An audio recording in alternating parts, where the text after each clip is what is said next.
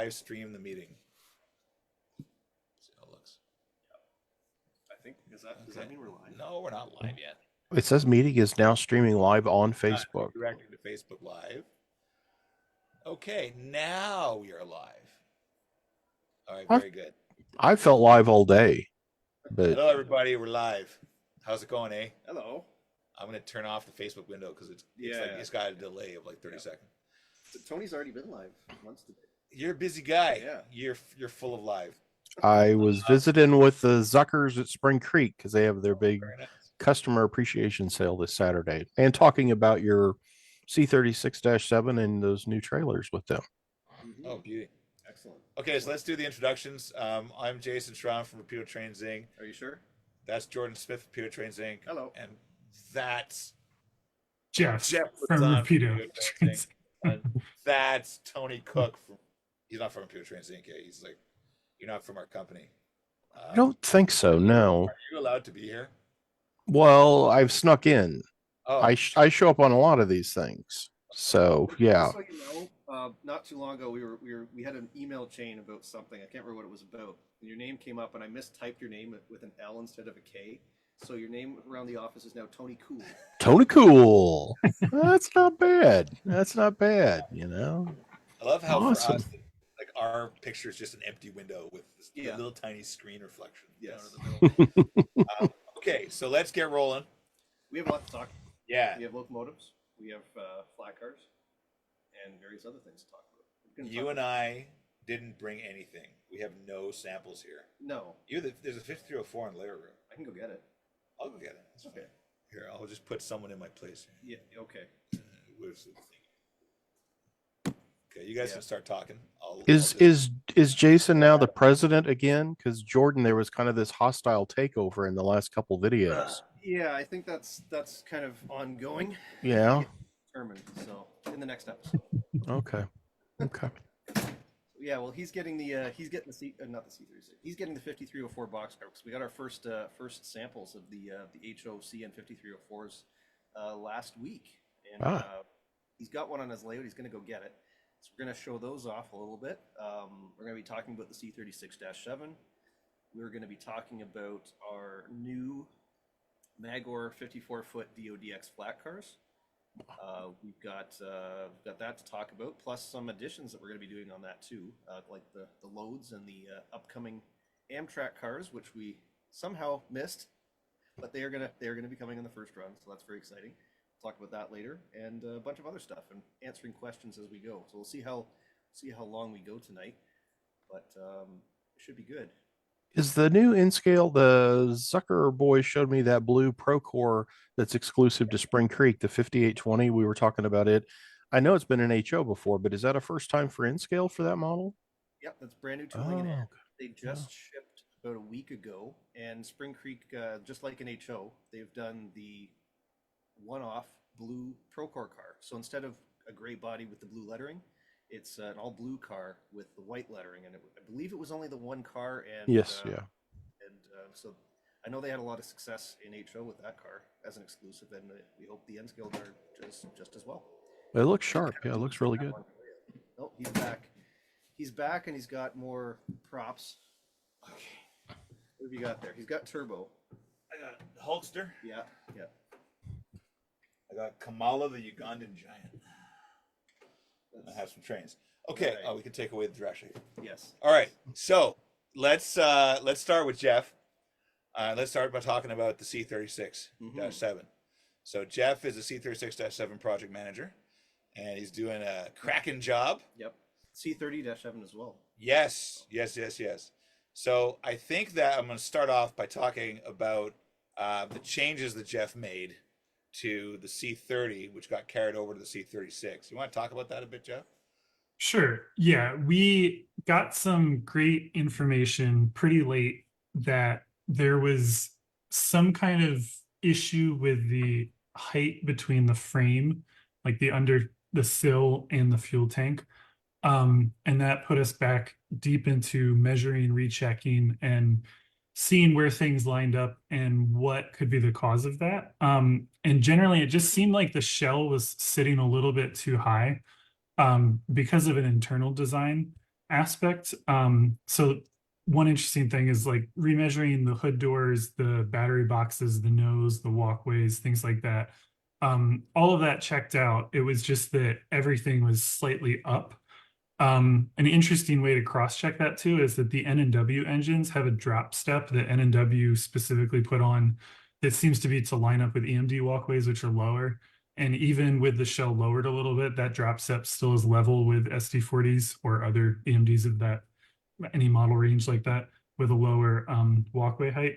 So we went in and we re-engineered some internal components to allow the change to lower the shell a little bit. And it has improved the look of that for sure, but hasn't affected the other dimensions or the running, the operability, things like that. So that's been the major change. That was about 2 weeks of work, if I remember correctly, on your part. Yeah, really going through a lot of detailed information and trying to figure out where it was. And some things, you know, at first you think here's the problem, but then you check it and it's not, it's not. So Right, yeah. right.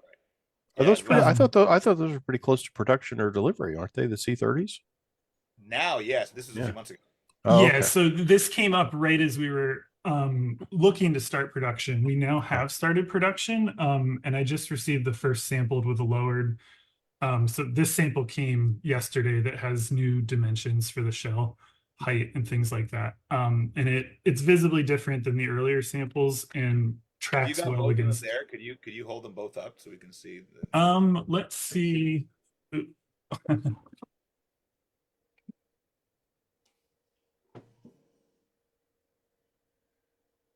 Thing is it's like it's very small enough. We'll see if it's visible.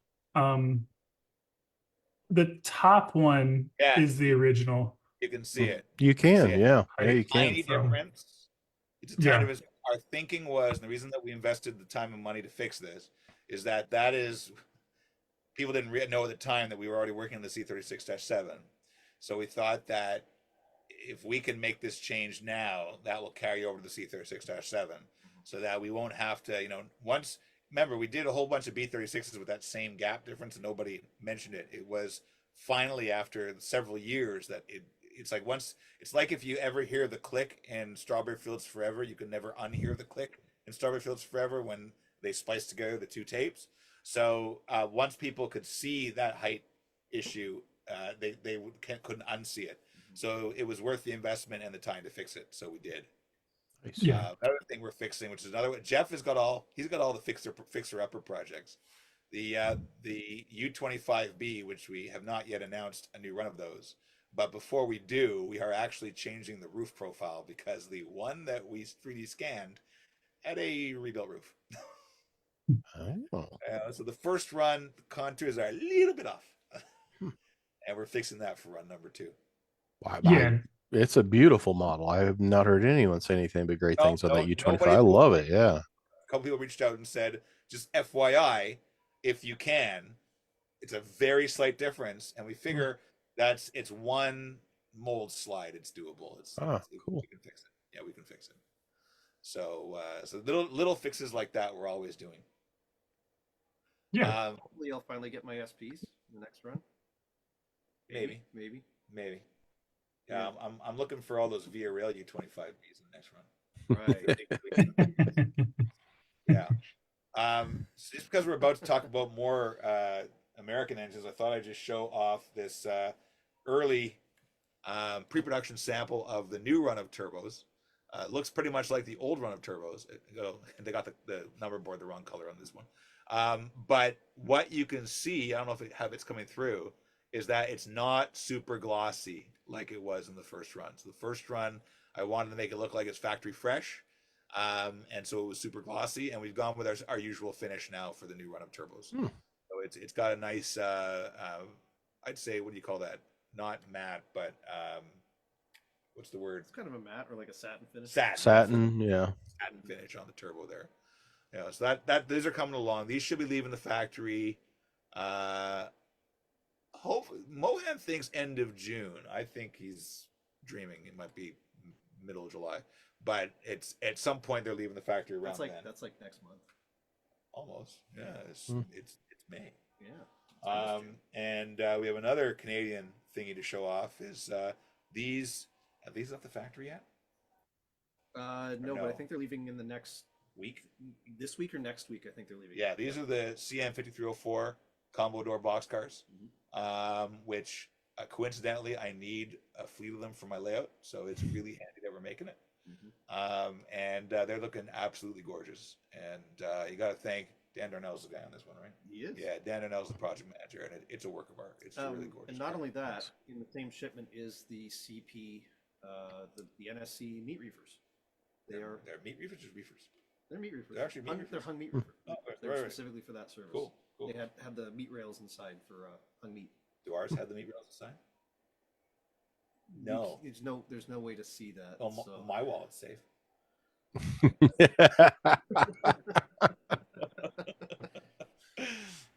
Okay. Jeff, C36. Yeah. So a little bit of context on it. It's an unusual locomotive when you look at how it was produced and when it was ordered. For example, if you were looking at an SD40 and an SD45, you wouldn't find that all SD40s were ordered first, and then mostly all SD45s were ordered last at the end of production. But that is how it works with C36-7s. There were no American orders for them until 4 to 5 years into them being in the catalog.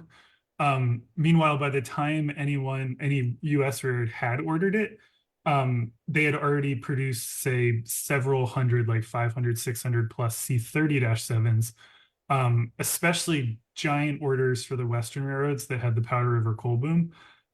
So hundreds upon hundreds of C30s are being cranked out and starting to slowly show phase differences. At that time, only Mexican orders came in for C36-7s, a couple small orders for National New Mexico and FCP. And those were produced on the early end of C30 production and are essentially identical to C30-7s. There's really no difference to them. On the other hand, I'll start to screen share here a shot that Tony shared with us. Should be allowed by default. If it's not, let me know. Okay. There you go. So this is a shot of 505, which was the test bed platform of, I think, both the C36-7 as like a later phase C36-7 as well as the -8 series. And that's what gets interesting about the orders when they did occur on the US railroads, is that they started to coincide with the development of -8 production. So I'll show the first orders. Can I point out that the handrail is crooked? So that's yeah, right here. Yeah. I would send that back to Rapido right now. Come on, guys, get some quality control. Holy crap. Let me see if I can move that out of the way. So the first order of C36-7s that came domestically was for N&W while it was still N&W. And it was for 6 units that came in the same paint schemes as our C30s have, which is just the bold lettering. And what you can see even from this photo is this is a higher horsepower engine than a C30-7, and it's paired here with an SD50 built at the same time. It was also higher horsepower than SD40-2s. And that's an interesting detail about all of these Norfolk and Western C36-7s is I've been scanning in a lot of photos from the mid to late 80s, and rarely do you find them paired with a C30 and SD40. They're almost always paired with a higher horsepower engine themselves or something else built around the same time. These 2 units are from the second order that N&W made, which was larger, came in the Clater font. They have some differences already from the C30-7s. They have a smooth nose, a little more visible in this. Actually, the first batch doesn't have a smooth nose. I should say the second batch has a smooth nose. They don't have an all-weather cab window. There's been some changes behind the engine door or cab door, and they have large exhausts, which none of the N&W C30-7s have, but they do share the triple class Adirondack trucks and some other like N&W specific details like the plow. They often are intermingled with the next orders that now Norfolk Southern has made, because this is around the time of the Norfolk Southern merger, which is -8 C39-8s. So it's really common to find them on heavy trains or high priority trains paired with that later power. Again, another neat shot of them together. These are both from Collier near Petersburg, VA. That looked like a slug unit behind there. Yeah, that is a slug. Somebody might Moving from confirm one this. place to another. I think it would just be moving. I don't think it was like, I haven't seen another shot like that. I'm sure it doesn't have the speed of the other engines. And then speaking of speed, these are also appearing in shots of intermodals and other higher priority traffic as well. And yet again, really common to have them with C39-8s, which NS, by the time it was NS, ordered over 100 of and had a lot in the fleet at the time. And that leads us to the next iteration and the next order domestically for C36-7s that starts to show the evolution that's occurring within the GE product line, which is for the later style C36-8, where it has extended range dynamic braking in this hump that gives it a really distinctive look. This is a pretty nice shot on the Pokey, where both models are pushing. That's not a C36-7 in Norfolk Southern, is it? This is a C36-7 from the later order by NS, and these are both. Yes. Holy cow. We're making both of these, and they run together.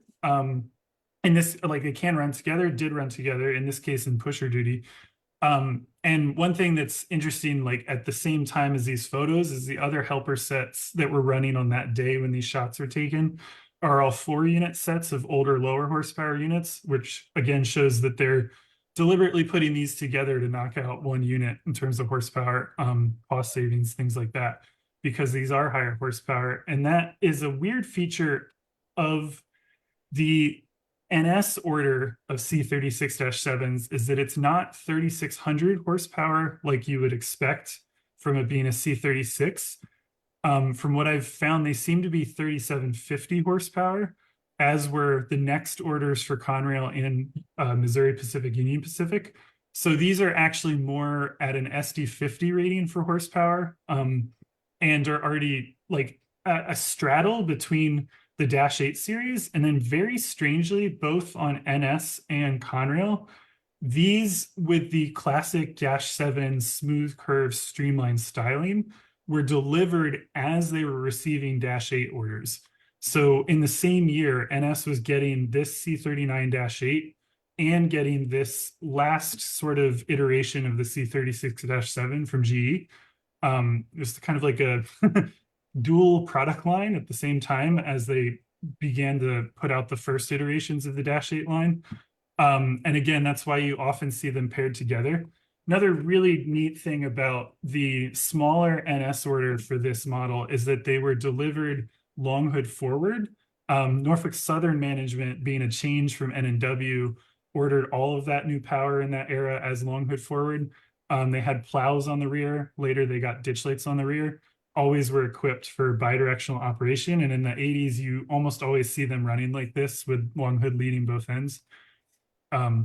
Same goes for those C39-8s in that order. Another shot showing that they're not just in coal service, but always are on these kind of higher powered sets.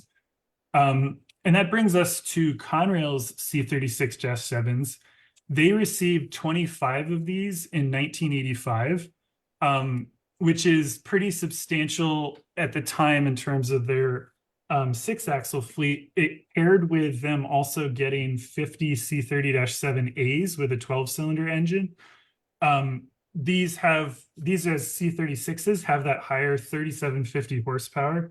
And they really frequently on Conrail ran together or with the C30-7As. This is kind of a neat case where there's a B23-7 in the middle, but another 80 shot showing that distinction. And then moving to, yeah. Shots, if I'm correct? Yeah, these are shots by my dad taken, in this case, in Delaware. Previous ones were on trips to West Virginia or Ohio in various locations. And some of the next ones I'll show are shots Tony was able to provide because they are from not this part of the country. So let me pause right there and I'll load up the next things. If Jordan, you have any thoughts, commentary.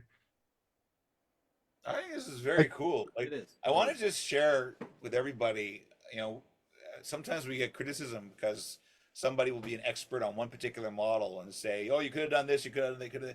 Realize that, Jeff has had to become over the course of the last year an expert on C30s, an expert on C36s, an expert on SD7s and 9s, and like Jeff, it's amazing how much you know about this stuff. And it's really impressive. I'm like very, very impressed. And it's not just Jeff; it's all the Rapido project managers have to gain this kind of knowledge. Now, we don't expect if you're, I'm a turbo nut, right? None of the other people at Rapido know as much about the turbo as I do. So if you are the C36-7 Maven, you've loved the engine your entire life, you dream about it every night, then you're going to know more than Jeff does. But I think that just off the cuff conversation that Jeff was having with those pictures shows that he's actually got a very wide breadth of knowledge. I'm really impressed, especially because I'm no longer a project manager at Rapido except for the turbo, because stuff takes forever when I'm the project manager because I'm too busy. Where are those turbos again anyway? When are they shipping? Really? This summer.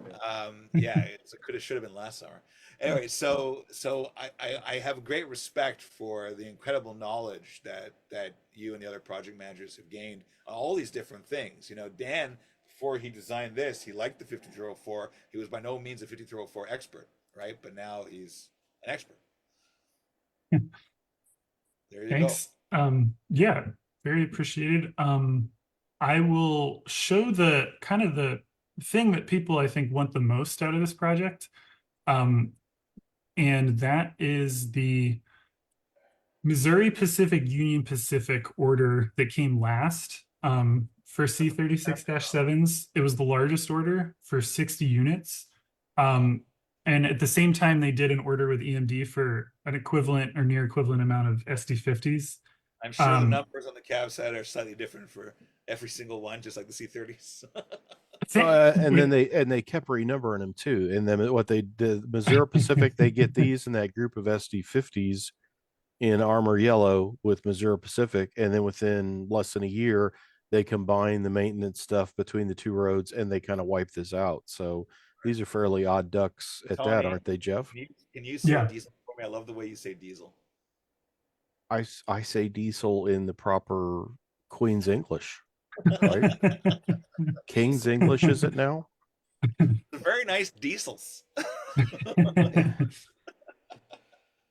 going. Yeah. So that's a good point. And I'll try to attempt to briefly summarize how much these changed endlessly every 2 to 3 years. It did remind me, I haven't pointed out some of the actual features that start to be distinct about these engines. At this point in production, the nose is entirely smooth. There's no box or box that could have been a headlight on the nose. And then they have put that same extended range dynamic brake box. One thing that makes these engines different is it's a solid like 90-degree corner box. On the NS engines, it actually has an angle on it. I'm guessing because of clearance issues, but presumably out in the wide open West, not so much problem. And all of these have extra radiators that land under that box, and then this bigger split radiator in the rear. So they get a really distinct look that way, with it's kind of like the smooth styling on the front, but then the slightly more aggressive boxy look that the dash sheets get. It does look like this locomotive is on a dual gauge, standard gauge, and That's fine. It's really confusing. What the heck's going on there? The shot is from Aurora, Missouri in '86. This is from Kevin Udaley's collection. Is that part of the Great Western Railway with the broad gauge by any chance? It must be. Yes, that must be. And aren't the C36s for, is it both Missouri Pacific and UP have the largest fuel tanks? They do. Anything? Yeah, that's a good point. This fuel tank is longer than it is on any of the other -7s. They move the air tanks, I think, into the radiator compartment to add extra capacity. So it also gives that kind of bigger, beefier look. The broad gauge thing is funny too, because the end career of all of these engines, basically all 60, I think, is that they all got shipped to Estonia in the early 2000s and had to be converted to broad gauge track. Kind of, Today. this would be extremely broad gauge, but yeah. So what Tony mentioned is very true about the temporary nature of this paint scheme, really, that it had this Missouri Pacific lettering applied at a Missouri Pacific shop. But then these also started out with teething issues and were re-engined a couple years after delivery. When re-engining them, UP realized they might as well repaint them. And after a couple got out without being repainted into Union Pacific, they started adding Union Pacific to the sides, but many of them did not get the numerals repainted into the normal UP font. Some of those units ran with the original MP numeral style and the UP lettering in the late 90s from photos we've seen. Others got switched at certain points. When we look at, if I pull up a Union Pacific shot, one thing UP did is it also raised the red stripe and the gray portion of the paint scheme once it repainted them. And then once UP blanked the class lights, you have a nose that's even more streamlined and smooth. In this case, this unit has ditch lights because it's a mid-90s shot, and it has an anti-climber. The last 10 of 60 units did come with an anti-climber. And those are 50 or maybe 51 through 60 or 50 through 59, whichever. But I thought I was reading somewhere that these were actually originally the frames were supposed to be Mexican C30s or something like that. Right. Yes. Yeah. And financing fell on the mid 80s, so that's why they're. And are they the only anti-climber C36s, Jeff? I think they are. Conrail has them too. Okay. Yeah, on the 25. And I mean, the weird thing too about the Conrail that I didn't mention is the Conrail don't have the extended range dynamic braking, but do have the higher horsepower, but have the same body configuration that is even more of an in-between.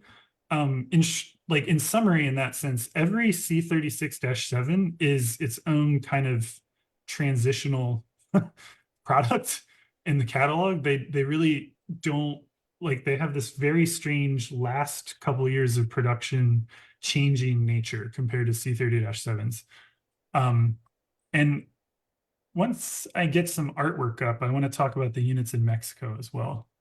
When did I know what they're announced in like 77 or 78, but there's no orders or no deliveries till 81. Yeah. Yep. And then when does production wrap? What's the end? So the small orders for Mexico, I think, are in 1978, but no domestic orders until 81. And then I think the end of production is 1985 for them. And then at the time, of course, that's already a year into C39-8 and C32-8 production. So they're already making what replaces them. In just a moment, well, I'll just talk about the Mexican engines too, because an interesting thing, like compared to how power was being delivered and used in the US, is that at the time when these were delivered in Mexico, the railway system is nationalized. And really C30-7s and C36-7s are kind of the biggest last orders of new power, or especially 6-axle power. And then there's some rebuilt Super 7 rebuilds of older U-boats that they got towards the end of the 80s. But between that 70s, 80s, and privatization in 1998, those are the newest engines that are 6 axles in Mexico, and are between the 36s as a smaller portion and the C30-7s, which is 250 or 300. That's like a huge bulk of the locomotive fleet in Mexico. And with that, they got repainted into F&M paint before the railroads were privatized. And then I want to pull up the artwork for our most contemporary offering, just because it's pretty wild. What we're doing is, oh man, where is it? Want me to find it? Actually, I'll have it in 1 second. It would help if I went into the right folder. Oh, okay. While you're looking for that, I can introduce to our new mascot. It's an Auton. And here, take that. So this thing actually killed Rex Farrell in the 1971 Doctor Who story Terror of the Autons. I hope everybody's watching Doctor Who now because the new season is on right now. And that is that enough time for you, Jeff? Yes, yeah. Okay, good. Thanks. No Perfect. problem. I got Yeah. more. So I guess as I say it, the F&M scheme is actually a repaint of both FCP engines from their original delivery scheme and of NDM engines from their original delivery scheme.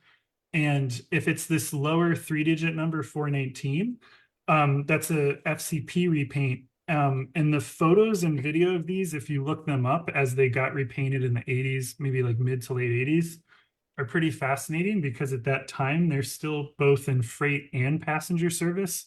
And you'll see them with in some cases like orange painted bearings, and all this kind of intricate, clean detail where they're meticulously presenting them to be in service on those passenger trains. And they don't even have steam generators or HEP. They just that was that. And then what that leads to, though, is the strangest offering, which is this Ferromex unit. This is a late 2023 repaint, or maybe mid 2023. Wow.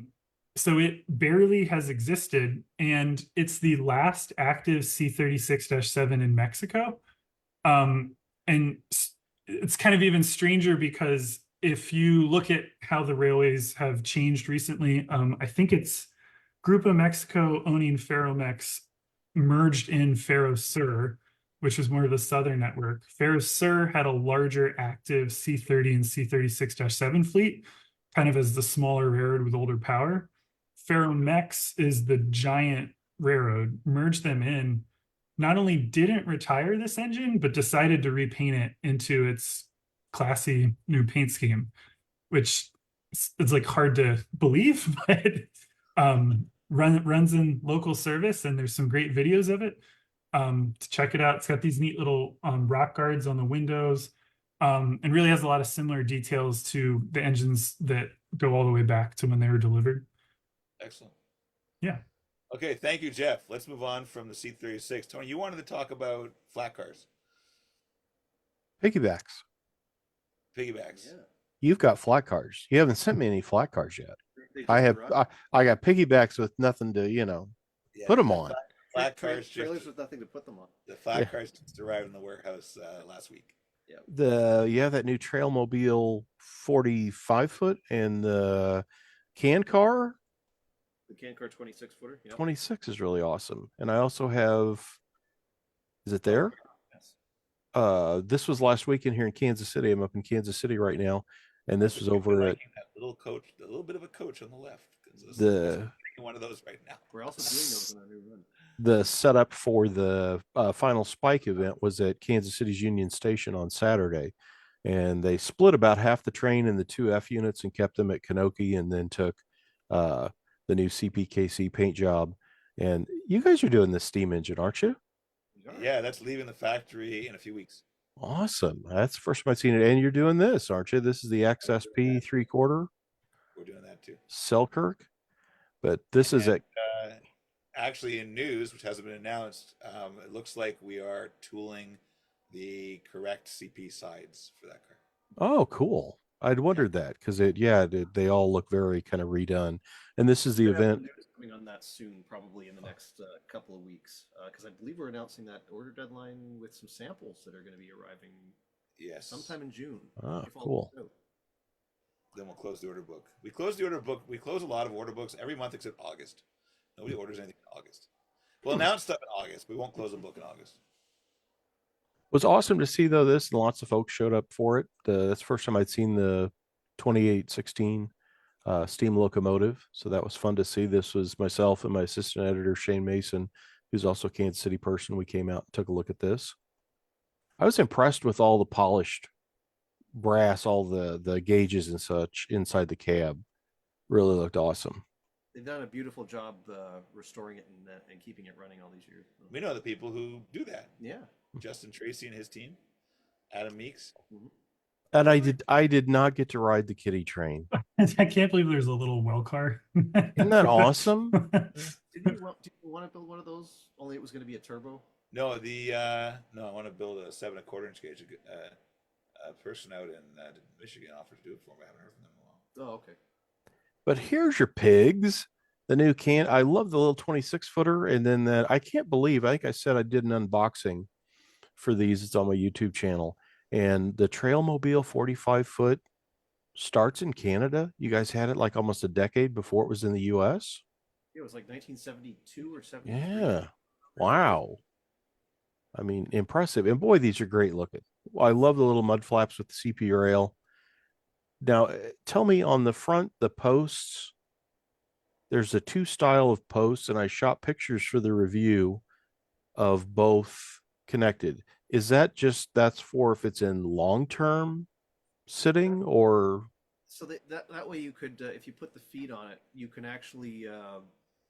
Dan can probably tell you more about it than I can, but I believe that was if you were just kind of if it was sitting alone, like in a lot somewhere, you could put the feet down, just prop it up, and you could offload if you needed to, at pretty much anywhere.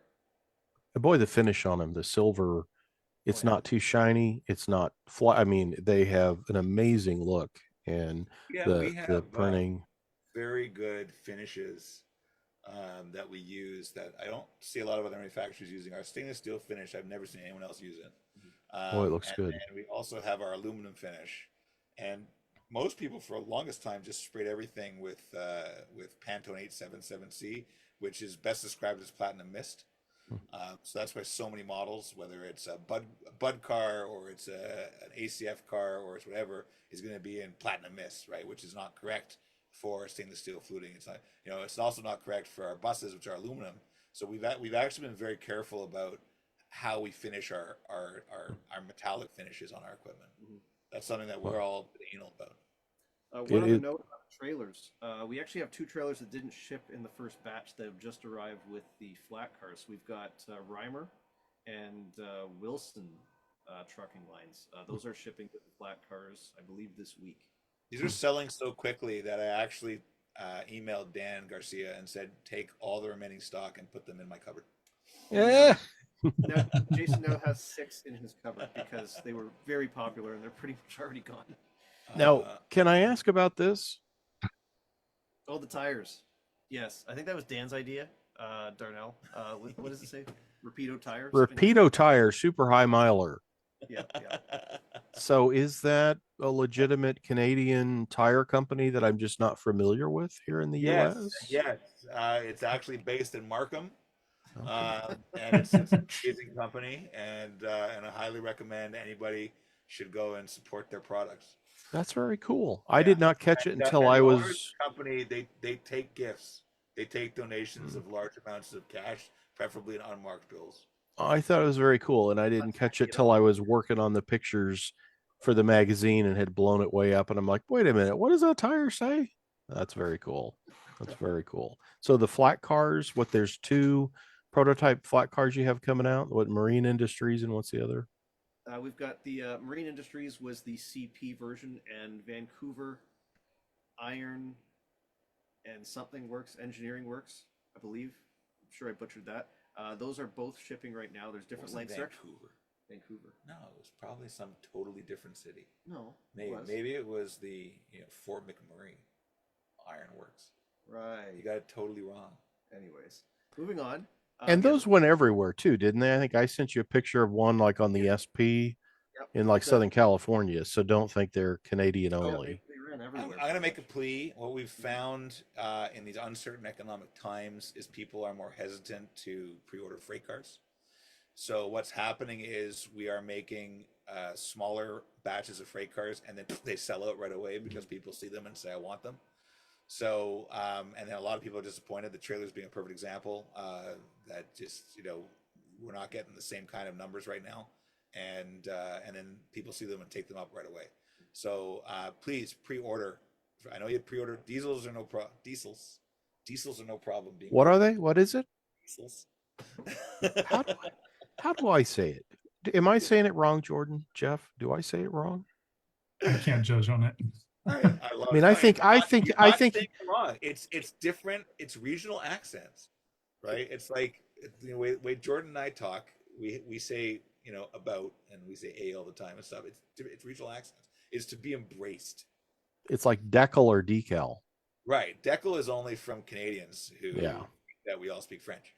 Anyway, so I'm going to ask that, like, with diesels and everything else, like the motive power, the pre-orders are great, and passenger cars, the pre-orders tend to be very good as well. The freight cars, people tend not to pre-order them because a lot of the freight car sales they're sort of impulse buys when they come out. But because of these uncertain economic times, the distributors are less inclined to carry a lot of inventory.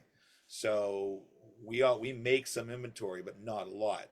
So, if we have orders for 200 cars, we might make another 10, 20, 25 inventory. We have 100 cars, we're only going to make 7 or 10 of inventory. These are just round numbers. So the inventory is actually smaller with these smaller runs, and they're gone. So definitely, if you like it, and remember, stuff doesn't arrive all at the same time. Even if we announce stuff together, they don't arrive all at the same time. I think it was a mistake that we launched so many Penzi transition air freight cars and 3 different transition air freight cars. 4. And there were mainly 3. X23 and R7. X23, That's R7, one. Yeah. the H21, the Yeah. G22. Yeah, and that's it. And we've got a new run of flat cars. Yeah, that yeah, but second that's mostly later stuff. That's mostly the maintenance away and everything like that, and the tie cars. It was a 40s, 50s. Yeah, but I'm saying that whatever. Is this how they are in meetings, Jeff? Is this how Well, they it's- always seem to be kind of, Here, you need to hang out with the auto. No, don't hurt the auto. You're gonna break the turbo. Anyway, so yeah, no, I can't. Oh, that's freaky. It's just his eyes. maybe No, leave it there. Leave it there. It's terrible. So anyway, I don't remember what I was talking about now. So yeah, so I think that people thought, oh, they're all going to arrive at the same time. They're not. They're going to be spread out over a year or so. Yeah. And we have, as the company has grown, we have to announce more products every month. And I think some people might be getting a little freaked out. It's like, oh, I want all of those, but I can't afford them all at once. They're not coming all at one time. The stuff is, a freight car that we have tooling samples of is going to be produced much more quickly than a locomotive we have renders of. That's like the SD7s and 9s are just about to go into the tool shop. We announced those a few months ago. And they're just about to go in the tool shop now because Jeff has been becoming the SD7 and 9 expert, and he's been redesigning them from the ground up to take into account all of the new information he's learned from the various people that have contacted us after the launch. So don't be afraid that, I got SD7s and 9s. I better not order as many of those freight cars. They're not going to come at the same time. So have faith. But it's cool. We've actually, I think we've doubled in size from 2023. We were double what we were in 2020. Yeah, sounds about right. Double. Yeah. And we're if everything ships on time this year, and Mohan is in China right now trying to make sure everything ships on time. He's going to be there for 4 months total. Mohan's our COO, George. If everything ships, we will be more than double 2021 this year. That's pretty cool.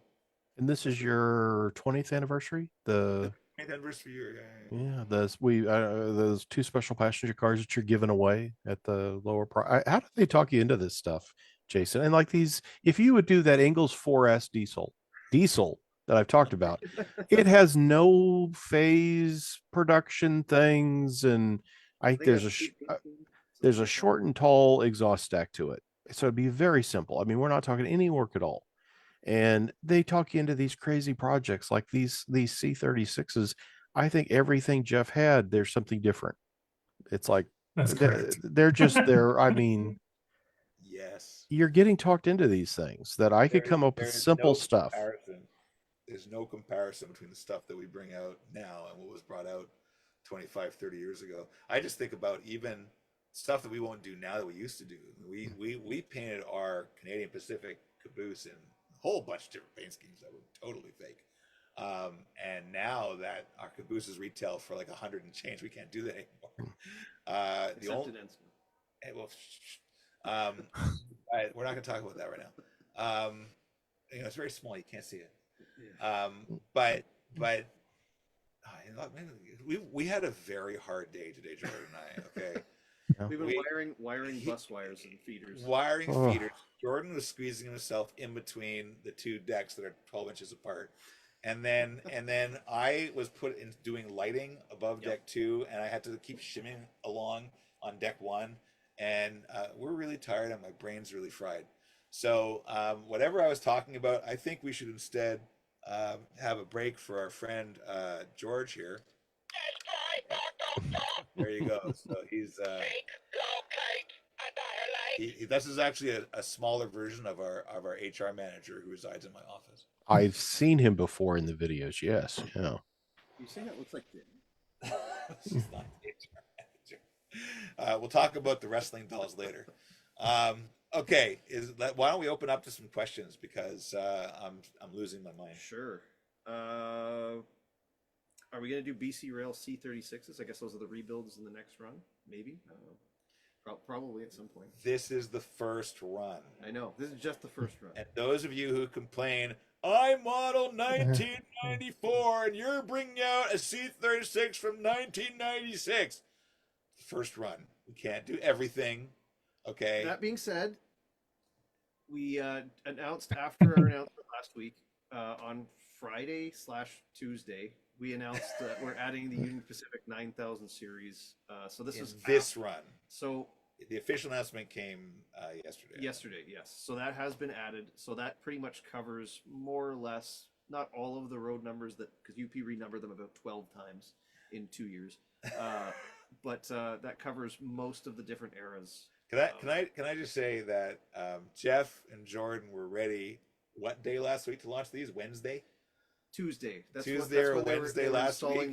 The and our accounting inventory software is so arcane that it took the team until yesterday to to get them into the system. Well, it would have been. It was actually like Friday at like 4:55 on a long weekend. It was ready to go. 4:55 p.m. And then, we had a bank holiday here yesterday on Monday. To return to the BC Rail question, I think we could say that the first run of C30s was very much a early C30 run, lots of as delivered. Whatever we do in the second run can focus more on later era C30s. So it seems possible. We have all these new project designers like Jeff who need to be paid. We have to bring out a new run of locomotives almost every year, so you don't have to wait too long. We'll probably be announcing the next run of C30 as the trucks are leaving our warehouse with the first run of C30s. And someone has asked another future run question, asking how are the Rock Island Gallery cars coming along? The answer would be not yet, but the Burlington Gallery cars are coming along nicely. Still making the Burlington one. But have rebuilt ones. Yeah, I would say from any show we've done, we know that the Milwaukee and Rock Island cars are the #1 request to do next. So yes.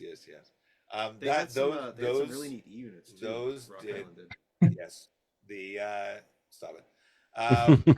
Burlington, those cars have done very, very well. We actually are in the process of moving production from one of our factories to another, because the factory that was doing it is also making a whole bunch of British steams. And Mohan's in the factory. He says, can you deliver these gallery cars by the end of August? And he said, yeah. And then Mohan said, what about this you're making and this and this? Oh, no. So we're moving those to another factory, and they may leave by end of August. I think that'll be amazing if they do. They may end up leaving in September, but we hope to have them end of October or November. Have those gallery cars in stock, and the E8s will definitely be here roughly the same time. The E8s are our fiscal year ends October 31st. You're going to see a lot of stuff show up August, September, October, because we need to meet our financial targets for our fiscal year end, October 31st. So Rapido always has these big flurry of shipments in those 3 months leading up to October 31st. And some years we're more balanced throughout the year. This year we're very back-ended because we have the GP38s are leaving the factory in the next 2 weeks. With the new fans, these are not Canon fans. They are pretty darn close, but they're not Canon fans because the flange at the bottom of the fans is about 0.25 millimeters and Canons are 0.2. And so to you and me and people looking at this thing, it'll be close enough, but we can't put the Canon name on it unless we're bang on perfect. So we're aiming for perfection on the GP40. Yep. So we're working with Dave Hussey to get so the molds have been injected for the GP38s, and now we're going to try and modify the mold to get that flange a little bit thinner. It's important on the 40s because some of those dynamic brakes fans are raised, so you really see the flange. So we're going to try and get down to the 0.2 on the 40s. But I think most people are going to be happy with the 0.25. It's going to be an improvement on a lot of what's out there. Yeah, and we're also using Canon for the 7s and 9s. Yes. So Jeff, you have to show the design to Dave before it goes into tooling because he has to approve it. Yeah, we'll be in contact, but that's a good point. Yeah. And it's many fans because we're doing the late phase SD9s as well that have the 48-inch fans. So includes a couple things. On a totally unrelated topic, because it keeps coming up, we've talked about doing some new N scale projects this year. Yes. When do you think we'll see those being announced? Probably later this summer, fall, maybe. Without saying what it is. I don't have the announcement schedule in front of me. I'm looking at Tony and Jeff, and I'm looking at you. Yeah, I mean to the question. Kamala, the Ugandan giant. I repainted his stars and moon yesterday. But we do have some more N scale coming. Yeah. Sooner rather than later. Yes, we are going to be doing more conditional announcements in N scale because we have no clue what sells in N scale, despite the fact that we have several N scalers on staff, and they have no clue because N scale is like this. It's this box. It's this black box, and you don't know what. Like I think it's the box with Schrodinger's. It's Schrodinger's N scale. That's because market. That's because you're not enthusiastic. No, it's Schrodinger's market. You have no idea what's going to sell until you announce it. Speaking of N scale, so how did those RDCs do, by the way, that were conditional? The RDCs are on track to sell more than most of our HO scale locomotives. Yes. Anyway, so in N scale, but so the Procore 5820 plastic pellet hopper. Okay, do we have photos on here of the N scale model that I can share? Did you take any? I did. I took all of them. What's the product? Oh my god, I can't see my screen from there. It is 560. 560. Okay, model photos. Model photos. Yeah, everyone can look at me using my bifocals here. Trifocals. I do have trifocals. You're turning 50 next. I am, but you're the one in pain. That's due to your layout. Okay, hang on. All right, so let me share the screen now. Don't share the financial documents. Oh, I did that once. I shared our financial documents. A bunch of emails from Janet or something like that. Okay, so I'm going to try and share this guy and not. All right, can you guys see that? Yes. So, yeah, way to choose the background, Hosehead. You couldn't do like a dark gray or something. You had to go white on white. Put it on the Procore car then. Oh, you ning-nong. Or the blue Procore. Okay, so let me explain what we're looking at here. So these are our 5820 production models. These are in stock and shipping out now. Yep. So N scalers told us universally we don't pre-order freight cars. Okay, even more than the HO guys. And so we were waiting to make these because the orders were so low. So we made a poop ton of inventory. So N scalers, please. Oh, there you go. That's blue. That's very exclusive. Beautiful. That's the Spring Creek. Yeah, that's gorgeous. In N. Yeah, beauty, way to go. I've heard that the HO version that they did there, that exclusive, I think it sold out in about 12 minutes. Yeah. So, right. So look at all that beautiful decoration and fineness. Mm-hmm. We even got Cutler cup bars. Sorry, Paul, you've been cut. Anyway, so there we go. So we've made inventory. They roll beautifully. You can watch the video that Jeremy, one of our resident N scalers, made. So please order yours today and order them in very large quantities because if Janet sees that they're still sitting on the shelf in 3 months' time, she's going to forbid us from ever making N-scale freight cars again. By the way, that was Andy's video. Oh, he was. Yeah, but Jeremy was in it. Jeremy was in it. Yeah, he was talking with a bad Australian accent. Yeah. But he did play the didgeridoo though. He did. Okay. Again. I also have Agador from the 1972 story, The Curse of Peldon, the 1974 story, The Monster of Peldon. If you want to just add to our Doctor Who collection here, I'll put Agador with the thing. Right. Yeah. I think that's all my Oh! I'll show it later. I don't want to give it away. Okay. The More one questions. that you broke at the beginning of the line. I didn't break it. You Dropped it. dropped it. Yeah. Anyways, but that's not a train. No. Okay. More questions. You got the. What other questions do we have here? I'm not still showing my screen, am I? No. Okay, good. So no one's seeing our financial statements? Not anymore. GP40TCs are GP40TCs, and GP40TC. Is that Matt Donnelly and his friends? No, he's not. No. Tony, do you have any questions for us? Slumber coaches. Are they Yes. out? Yes, They're shipping. Yeah. Last they week. shipped. Last week. Ah. They're out. Have They're not in- seen them they're- yet. they're on the Exciting. way to the shooters. Yeah, Jordan, you're very slow at shipping Tony his stuff, and you can tell he's getting pissed off at you. Way to go. The Jeeps look wonderful too. The Jeep and the Slug set. I'm sending that to Kevin Holland from Passenger Train Journal is going to be reviewing your Jeep 9 and Slug. Mhm. So very cool there. It's all. Yeah, that's entirely third party. I'm not on the board of the Via Historical Association with Kevin Holland. I don't Ah. know him at all. We didn't publish a book that he wrote. I don't know him at all. So that'll be a totally impartial review. Actually, He always ends his reviews by He stating that he I has. actually would like him to be a little less impartial. I was going to say he's knocked some things before where I'm like, oh, but he always ends his review with, I've done this or that for Rapido, but I did not participate in this project for this model that I reviewed. So Yes, but he does a great job. He should have reviewed his own book for your magazine. There you go. Yeah. This book is a work of art. I think you should buy this and buy one to be framed and one to be opened. Ooh, that's good. I got to write that down. Remember that. Yeah.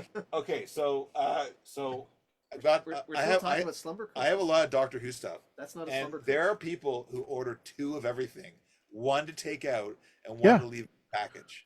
That makes No, perfect they- sense. They all Yeah. come out of the box and they get played with.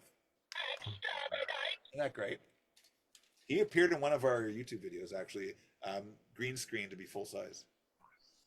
Do you want to show some Slumber coaches?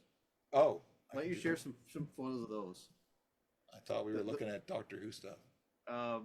Wrong. We can walk over. Wrong live You stream. can see them through the window. I've got 3 Billy bookcases filled with Doctor Who stuff. Well, we could show them that, but there might only be 2 people left watching.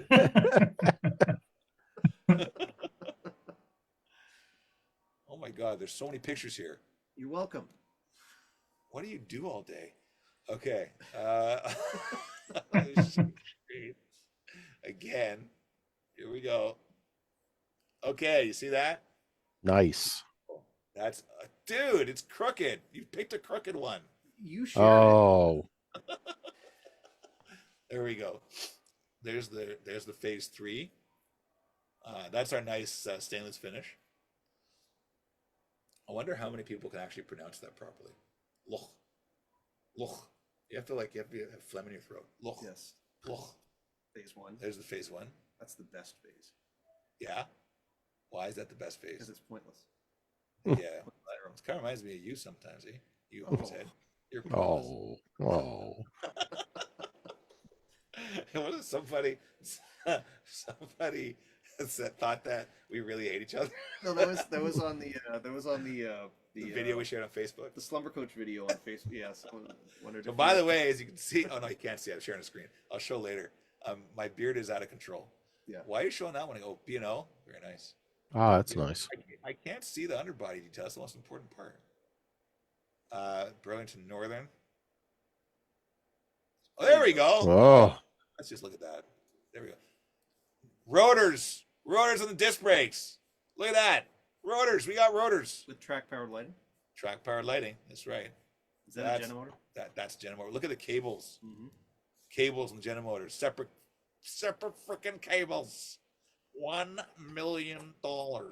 That's amazing. I like the video that Jordan started to try to point out what the things were and had to call you back into the room. Yeah. I don't know what they are. I just leave that to him. That's beautiful. It's looking really. Like the silver underbody really shows the detail. You know, and then people say, "I've got this already." It's like, no, you don't. All right, you have a car with blobbies and no blinds and no lighting. Okay, let's not talk about that. They bought a Slumber coach 20 years ago. Oh, I got it already. You know, they wrote that email from their 386 computer.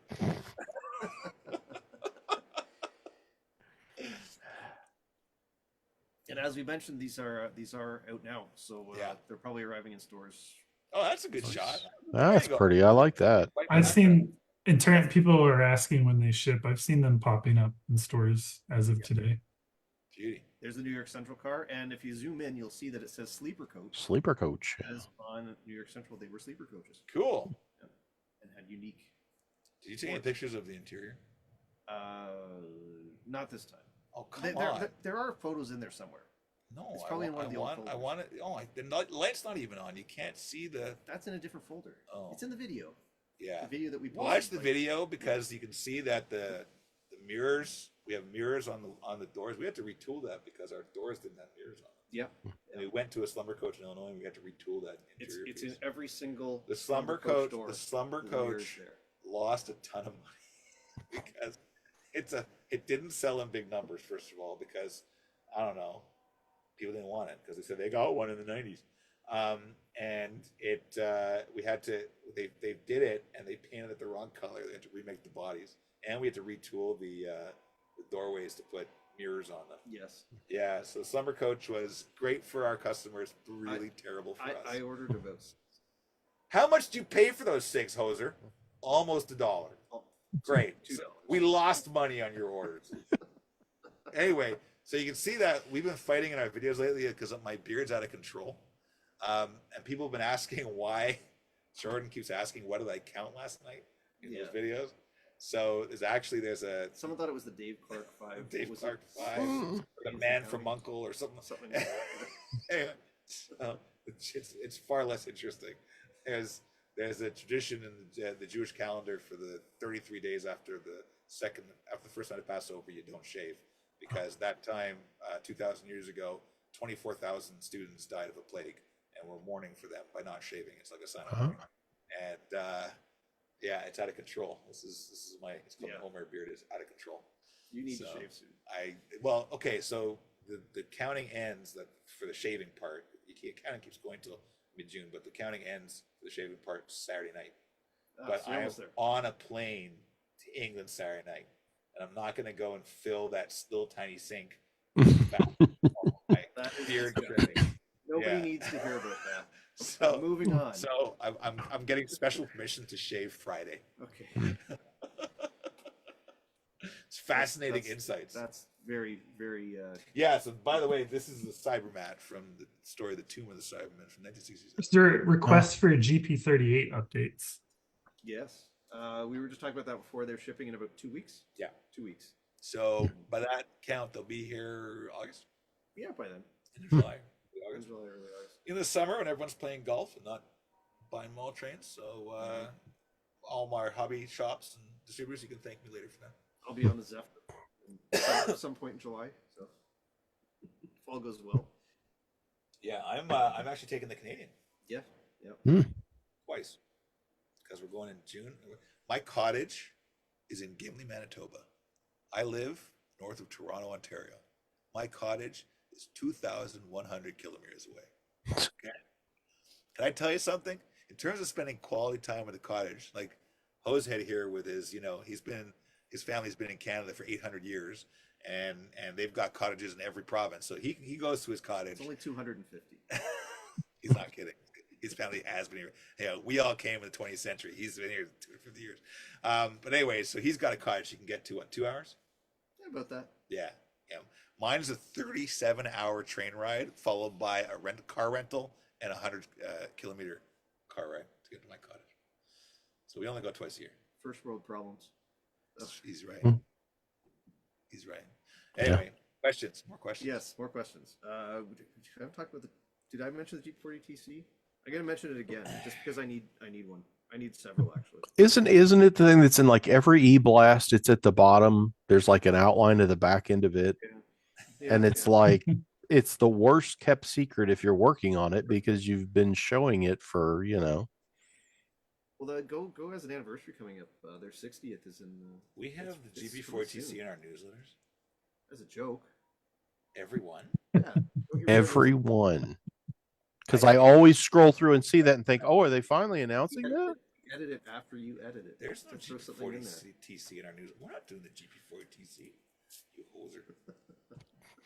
Yeah, Go Transit. We have a license to do Go Transit models. I think we're the only ones that have that license.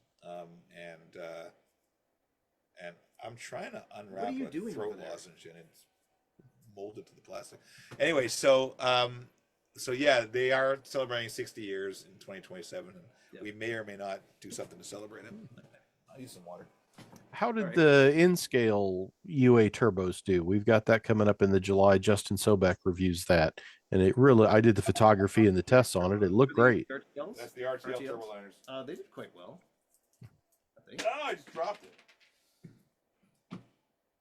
What are you doing over there? I'm getting a candy on my throat. You need to focus. Oh, folks, keep talking. Anyways, yes, the RTLs and N scale, both our HO and N scale versions did quite well. We're very happy with that. It's just a really cool project, obviously, for me. So I'm a little bit biased in that. Actually, yes, please, that would be great. So yeah, that did quite well. The RDCs have done exceedingly well. We haven't even shown the tooling sample yet, and the numbers were really good with that. So that almost didn't need to be a conditional project. It was so good. So that definitely opens the door for more N scale. Probably maybe conditional, maybe not. We're not sure yet, but there will be a couple of announcements probably in the coming months. Probably not too long from now. So we'll see. But yeah. Jeff, do you have any N scale on the plate? I don't know if you do or not. I have quite a bit of future N scale. Yes. I don't have any present N scale, but there's some things that are going to be hopefully dual announcements. There's some other continuations, things like that. And there's one comment questioning if we'd consider any upcoming NJ Transit projects. We're looking at some possibilities for that. Check that out. Toronto Coach Yard. Smile, it's a good day for safety. What is yours saying? It's got tempo on it. Toronto Coach Yard, safety means good health tomorrow. Beauty. So, yes. Are you leaving again? What are you going to go into Close the the phone? door. Oh. That vestibule's loud. All right, more questions? FA1s. I think they're on the way now, aren't they? They're on the water. They're on the water. Yeah, so they'll they should be here in- next month. Yeah, end of June probably. Yeah. June. Sometime in They June. look pretty good. I think we showed some photos of those not too long ago. The first decorated samples. We got FA1s on the water. We got HO scale -8 CN and BCR the on the -8s. water. There's actually some samples in the office that I might swing by the office tonight That's and crazy. yeah. Why are you going to the office tonight? I want to see It's the -8s. already The -8s? 2040 according to The my clock. samples. The samples. Okay. What else is on the water? The well cars and containers are Yeah, on the water. those are on the water. The ballast hoppers, I think, did they leave? They were going to leave any day now, I think. Ballast hoppers are on the water. Yeah. I had some photos of those up. So last all of these models are arriving in, I guess, early July. week. The FA1s, 5304s, 5304 box cars, the combo door, and then we've got the reefers, CP those are reefers. leaving in a week or two. Yeah. And what else? And then the GP38s are leaving in 2 weeks. Yeah. It's roughly. gonna be a busy. Mohan's parked his Tushy at the factory making the GP38s, and he Mm-hmm. is inspecting them as they go through. So anyway, you can put it back there There's beside no Kamala. room. There, I'll put it right there. So, my mother asked me what I wanted for my birthday. I turned 49 in March, and I said wrestling figures. So I have now, like, it's getting to the point where I have almost all the toys I had as a kid. But she got me the Hulkster, and I painted them to fix them up because it was all worn out. And then I picked this one up. This is the Kamala the Uganda Giant. Isn't that cool? That's I very remember- cool. That's the Okay. third time you've shown us. No, this is the story, though. This is the story. So I saw a commercial for these wrestling figures, and it hadn't been released yet in Canada. And a kid was holding it, and I recorded it, and I kept pausing to see it. And I wrote a letter to Grand Toys to ask if they had actually. They didn't answer me, and then like a month later, it was in the store. Is your favorite episode of Next Gen the most toys? The most toys. With Kivas Fajo. No, it's the Inner Light. Yeah, because it's everyone's favorite episode of Next Gen's Inner Light. Anyway, next question. We got to ask more questions. Or I'm going to start talking about where are the GP9Us? We are going to be announcing those soon. They're not quite ready to announce. But, I thought, where are they? Like we're shipping them? No, you haven't announced them yet. That's why I was confused. Yes, we soft launched the CPGP9Us, and we are the announcement's putting together. I think that's the next newsletter, isn't it?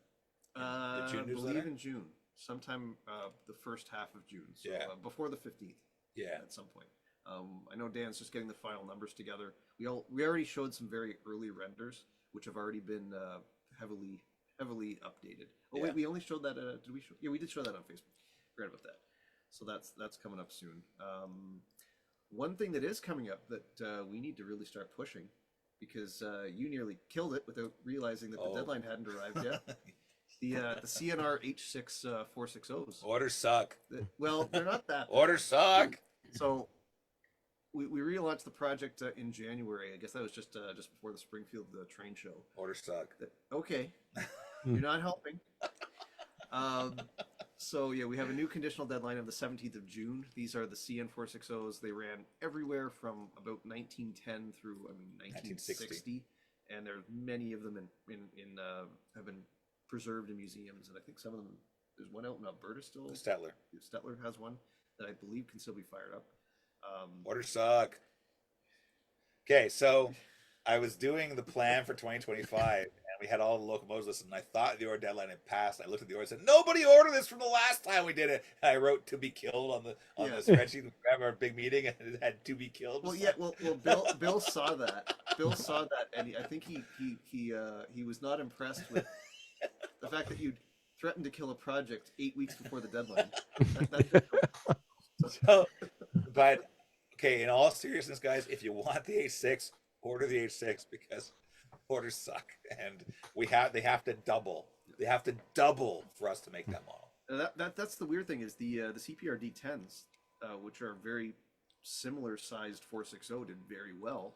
They did well. They didn't do very well. The Hudsons did very well. The D10s did well. Yes. Okay. Here's the thing. Everyone asks us for the modelers, not everyone. The modelers ask us for small steam engines. I don't need any more. I've got brass, fancy, big. I don't need more big steam engines. I want a small one, and so we bring out the small one, and hardly anybody orders it compared to the big ones because the guys buying for the mantle or display case don't want a cute little 460. They want a Royal Hudson or a 2816. So yeah. If you have a display case, you should get little H6s to go in your display cases and order them. You can think of it this way: in the space that you'd be able to fit, like, I don't know, 4 Northerns, you could probably fit like 6 H6s. So you should just get 6 H6s and forget about any other engines. Yeah. Well, they're all a little bit different too. Like everyone's a little different from the other one. Yeah, we had that all the artworks. I couldn't tell them apart. There was like 12. Yeah, but I can't tell them apart. Tenders, I can't tell them apart. They're black sweet. We will get Bill to do all of the differences. So, more questions? Sure. When are we getting more 44 tonners? Where's actually this run? Oh, the 44. Yeah, where's the first run of those? The first run's in production. Why are we talking about the next run? Well, that's... the 44 tonners should be leaving the factory. I know there's the factory has photos. I don't remember. There's some factory photos. Yes, they're in production. Shells being put together. Yeah, we've seen painted shells recently. Yeah. I'm guessing we'll probably have some samples in June or July. Hang on. I'm looking at the schedule. There it is. Oh my God, that is so small. Oh. It's in like 2.5. Okay, they are supposed to leave end of June, arriving end of August. We put 2 months in, even though it's rarely 2 months. It's usually more like 5-6 weeks, just to be safe because there's a possible. Is the strike going on at the ports? The CNCP? Railroad I strike, is think that going on? that's. I don't Or know. did If they- that, did I they don't know if avert that's it? been solved or not. That was supposed to be like the 22nd or something like that. Like now? I don't know what's. I haven't heard anything about it. I don't know. Yeah, Okay, we'll look it up later. Okay, you Or talk. now. You talk. Have we hit the deadline yet on those two little PFE, the last of the ice hatch reefers? You're doing the two classes. I believe we're going to be announcing that pretty soon. So we actually have. So Bill has the samples, or he's getting the samples today or tomorrow. We've actually had a bunch of redesigned parts manufactured. So the way that the roof walk actually attaches to the roof of the PFE reefer has been totally redesigned to be a much more accurate version. And there's some other issues that Bill has had corrected on the latest tooling samples. He's got the samples. They're undecorated, but he's got them. They were parts. They made parts. Just parts. And so we've sent him those painted ones that he did. He's going to put them all together. Oh, okay, okay. And make them There are deadlines June 17th, right? Or is it July? No, I think we're announcing it in June. What? I don't know. Are we? Is it June? I thought it was already announced. I did a video on it, that Things to Know, think where I the talked about deadline it. I thought it was I out. think the deadline's in June for Yeah, that. it must be. Yeah. I don't have that document open. No, I can't. but I think that's coming up pretty soon too. And the deadlines are all on our website. So if you go to our deadlines, you can see it. yeah, that's the thing. I always forget sometimes. I think Jeff's checked out. he's asleep. I don't know what he's doing. Even though He's he's muted. No, I live within like a half block of a firehouse, so I was muted while the fire truck went by, but now Okay. there's another one. But Thank you yeah. for that. But yeah, we always talk about deadlines. We always get questions. When is the deadline for this? When is the shipment arriving for that? It's all on our website, on our delivery schedule. It's at the top of the page, top left, in big red bold letters. Just click on that if you ever need a reminder of when something's coming. If you want a truly challenging question, there's a question as to if we'll do BART or the 44 tonner in N scale. Which, if you aren't familiar with the BART mechanism in HO scale, it's an under the floor motor. So The scale would have very, very tinted windows. yeah, very genuine. Yeah, it is. It's even small in HO. Yeah, But it would be It's like a gauge. no. Jason, have you seen the Planet of the Apes TV show episode with the Bart? No, I haven't. Remember? Yeah, there's that one season, 13 episodes, Planet of the Apes, 1974 on CBS. I think it's the second or third after they land. They do the whole retread of the Planet of the Apes, saying the astronauts coming to the planet. They're in San Francisco and fall through during an earthquake through the street, and there's the nose of one of the BART units. And it's one of the astronauts and the General Urko, the gorilla leader, gets trapped down there. And this is where Urko finds out about, humans past and all that stuff, that there's posters up in the BART station for visit the San Francisco Zoo, and he sees the gorilla in the cage and that thing. But yeah, so BART's been in a cool TV show.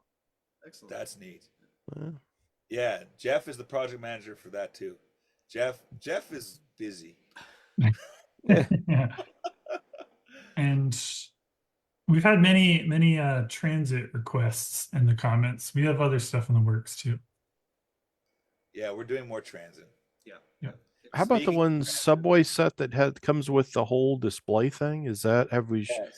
That's amazing. Wow, that's very cool. Yeah, though the renders has got the terrazzo tile on it. We're still not sure how we're going to actually do that. Yeah. the speckled tile. We're working on that. Yeah. We'll see how that actually looks in the end. But yeah, we'll get those tooling samples first and worry about that once we. Yeah, our biggest challenge actually with that project is finding rail. It's very hard. There's only a handful of factories make rail in China, and getting rail for this thing is challenging. Wow. So on the base, just the display base, yeah, because we need the Code 83 rail and the N scale rail for the third rail. That's been a challenge for us. So we actually told the tool guy making. They said, don't make the rail holders yet because we haven't found the rail yet. Wow. So we want to get the dimensions of the rail to be accurate before we actually tool that part. Exactly. But we should have samples of that. I'd say probably 6 weeks, 8 weeks for those samples of the train. I've actually decided. So I model Toronto to Eastern Ontario, and those trains ran under my big station scene. So the plan is I'm going to rebuild the benchwork on deck one and have bump out into the next room where the subways will actually come through the wall, and you'll see a station there. That's like, I'll get that done at least 2035, 2036. Probably around that. Yeah.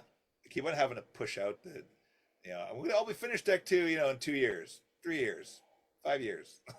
That's the sheer amount of work that we have. Your layout's being built by the California High-Speed Rail folks. Yeah. Or no, it's being built by the Toronto Light Rail Crosstown LRT. Crosstown, Crosslinks. Crosstown LRT, which is what? It's been. It's 4 years late in running. It was supposed to open in 2020. Yeah, it started in 2011. 4 years late and I counting. believe. Yeah. Yeah, very Jeez, good. that was 2 careers ago for me.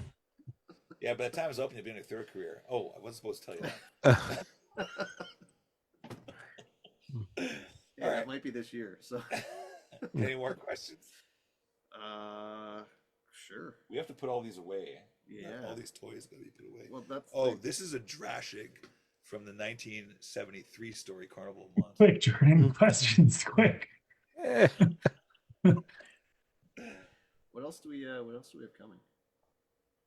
What? Anything else shipping? We have lots, but the order deadline's the big thing. Yeah.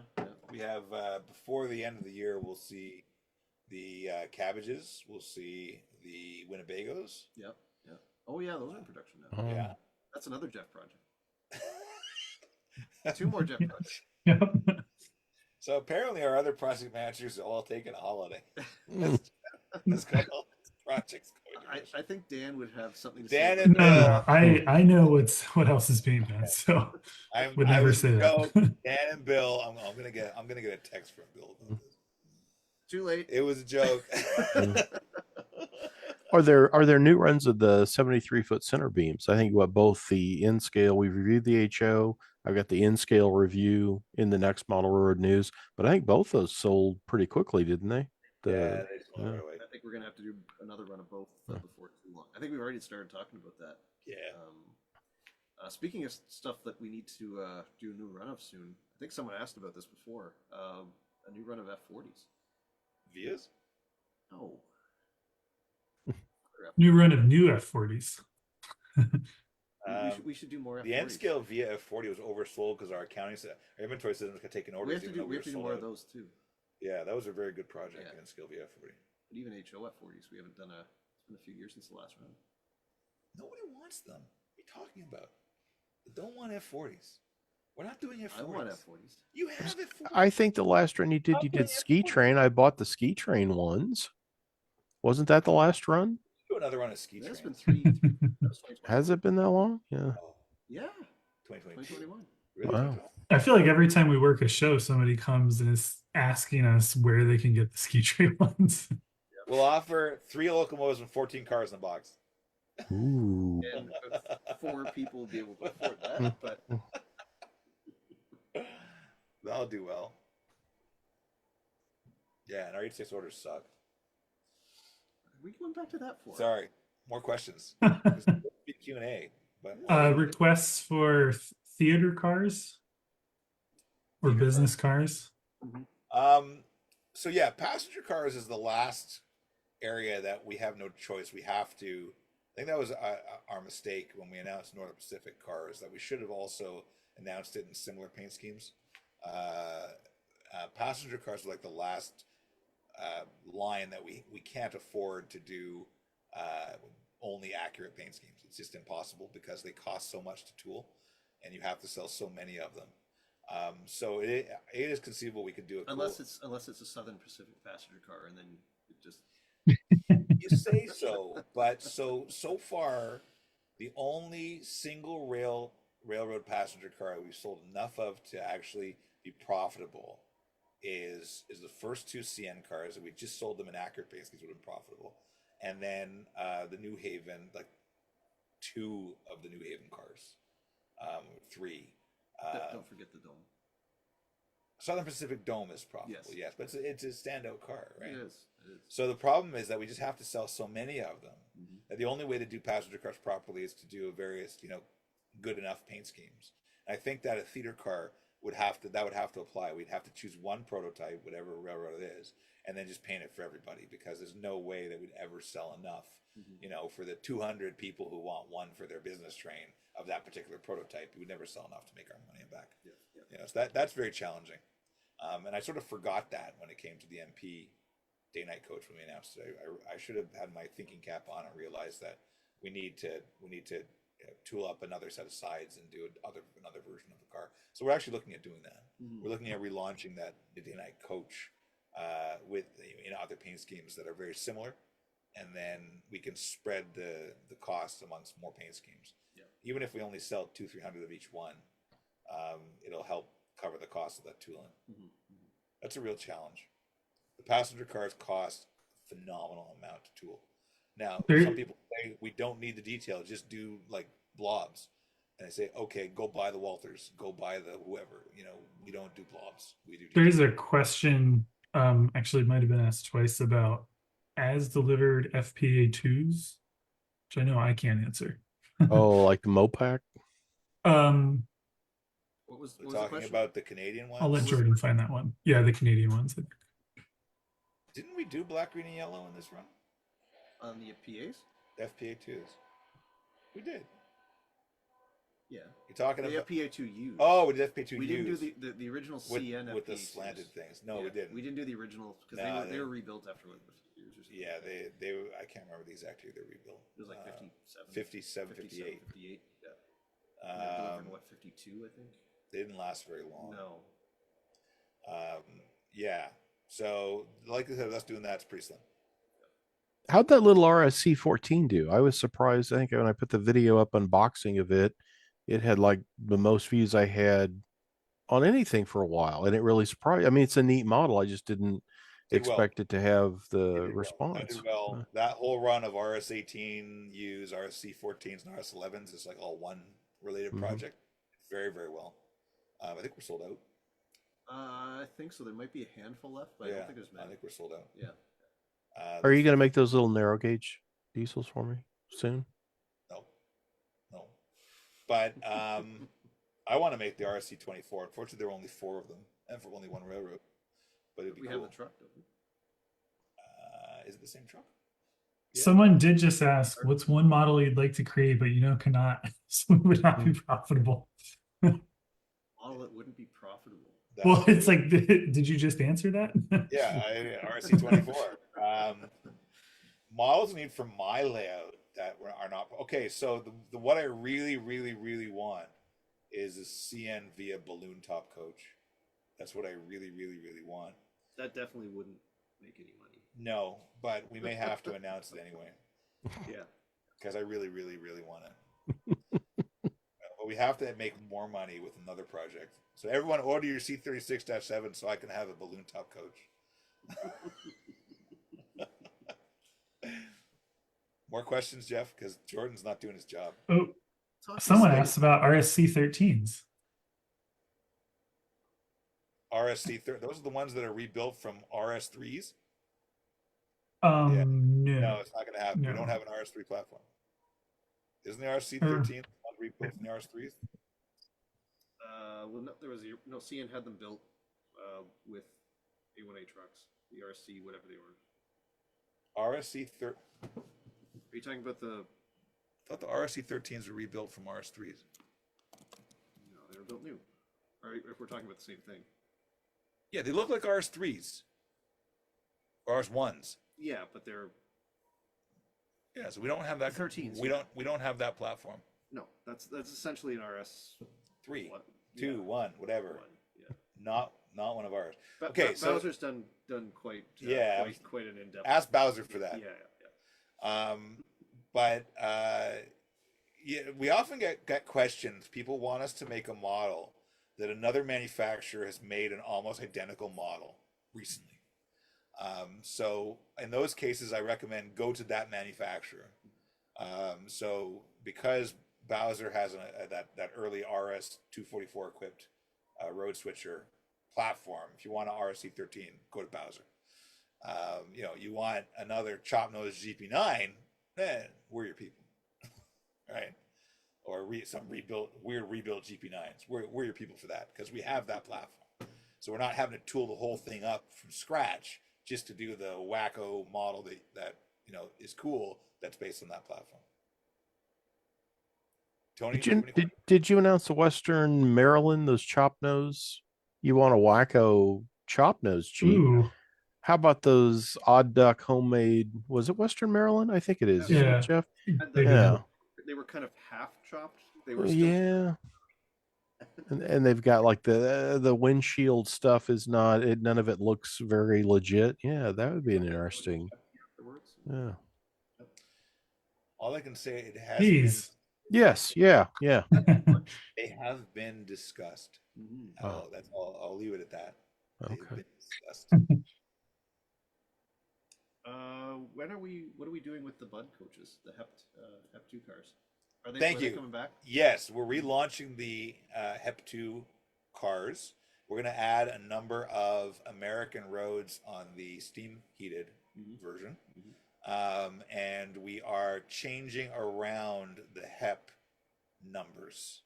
Yes. So what we did was the Hep 2. I mean, the Via Hep 2 cars were ex-American cars that were purchased in the 1980s and then rebuilt from the ground up, and they entered service in 1996 to replace this old steam heated equipment like the one we're sitting in right now. And we announced that we're doing those. We're going to do one car style that would get us some coaches and some first class cars.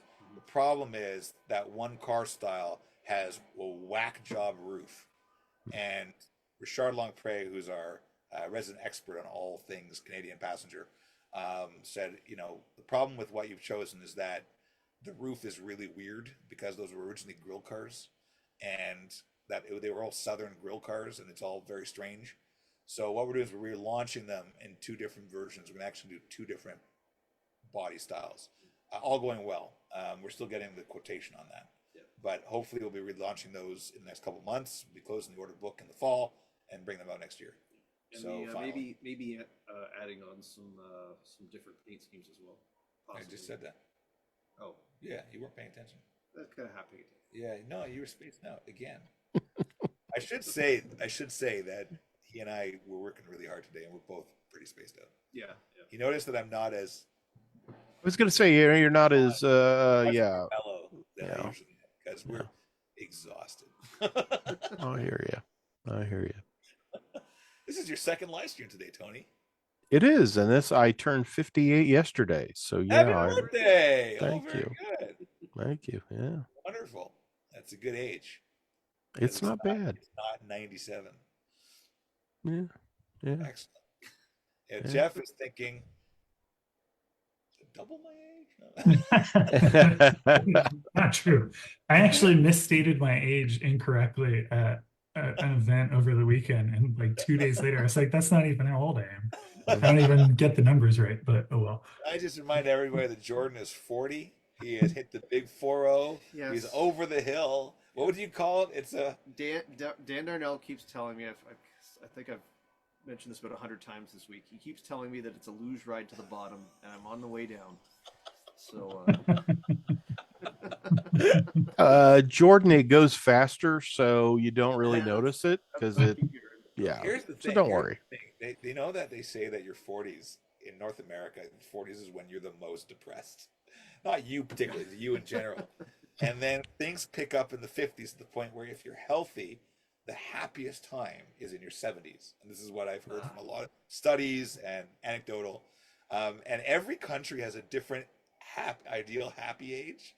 And apparently Russia's happy age, they don't get out of their depression until their 60s, but then they all die before because their lifespan, whatever that's called, the lifespan, the Expectancy, yeah. expectancy is quite low. Yeah. So they, just as they're on the curve to happiness, Oh, they're up the daisies. So that's why the Russians are overall the least happy people on the planet. Yes. Going back to trains. I met people in Russia who are like behind the Iron Curtain. I didn't mean Russians here in North America. So those of you who are Russian descent, I was not talking about you. Anywho, AAR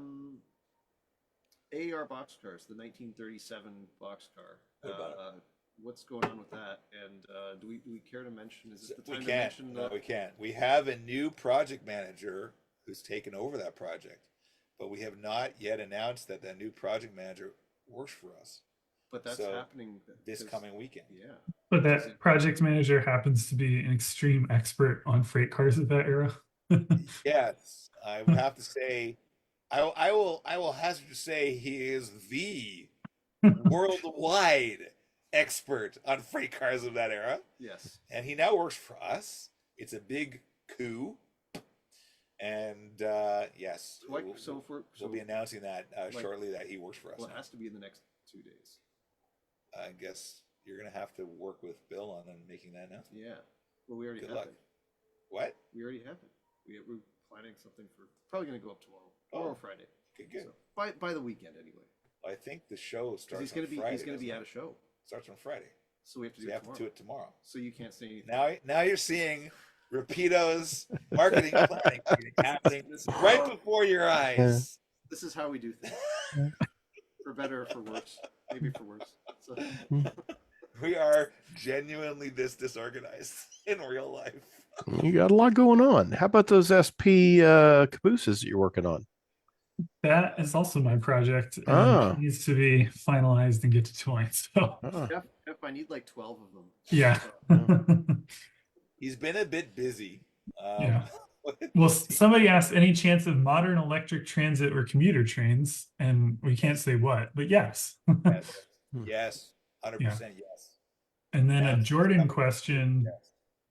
like maybe Jordan, you would know best. Could we see a GP59 if it supposedly shares the same frame and prime mover with the F59PH? It shares elements of not much though. It's essentially Yeah, it's more closer to a GP60. What they can do on the prototype does not translate into model. I think we have the trucks and the base. like the frame could help. The prime mover unfortunately does not help. no, not the No, because it's just ours is designed to hold a yeah, cowl 'cause it's- unit. It's yeah, not designed to exactly. hold So a we, unit. we Yeah. have our chassis is the same length, and that's about it. Yeah.